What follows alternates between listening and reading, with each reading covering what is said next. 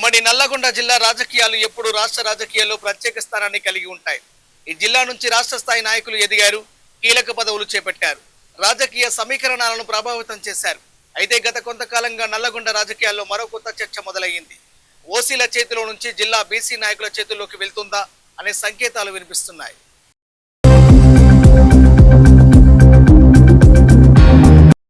ఇటీవల జిల్లాలో కొందరు బీసీ నాయకుల పేర్లు ఎక్కువగా వినిపిస్తున్నాయి.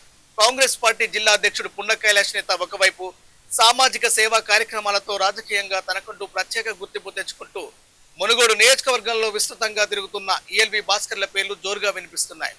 వీరిద్దరికీ వేర్వేరు రాజకీయ నేపథ్యాలు ఉన్నప్పటికీ బీసీ నాయకత్వానికి కొత్త ప్రతినిధులుగా ఎదుగుతున్నారనే చర్చ రాజకీయ వర్గాల్లో జోరుగా సాగుతుంది.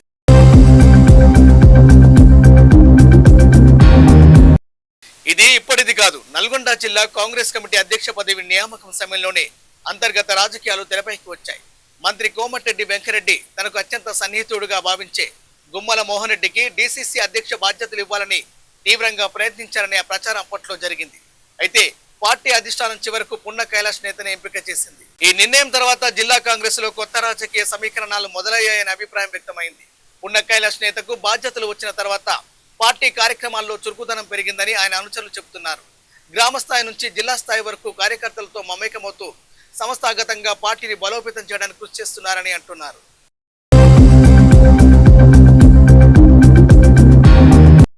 అయితే మరోవైపు ఆయనకు పూర్తి స్థాయి సహకారం అందడం లేదనే ప్రచారం కూడా కాంగ్రెస్ శ్రేణుల్లో వినిపిస్తుంది.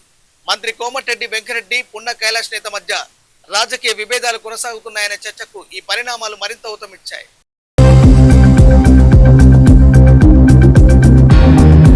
ఇక మునుగోడు నియోజకవర్గంలో ఈఎల్వి ఫౌండేషన్ ద్వారా సామాజిక సేవా కార్యక్రమాలు నిర్వహిస్తూ ఈఎల్వి భాస్కర్ కూడా రాజకీయంగా చర్చనీయాంశంగా మారుతున్నారు. విద్య, వైద్యం, యువత, ఉపాధి వంటి అంశాలపై కార్యక్రమాలు చేపడుతూ ప్రజల్లో తనకంటూ ప్రత్యేక గుర్తింపు తెచ్చుకుంటున్నారు.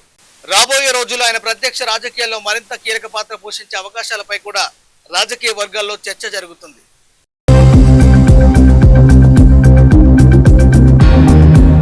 రాష్ట్ర రాజకీయాల్లో బీసీ నాయకత్వానికి ప్రాధాన్యం పెంచాలనే డిమాండ్ చాలా కాలంగా వినిపిస్తుంది. పార్టీలన్నీ బీసీ నాయకత్వానికి అవకాశాలు కల్పిస్తున్నామని చెబుతున్నాయి.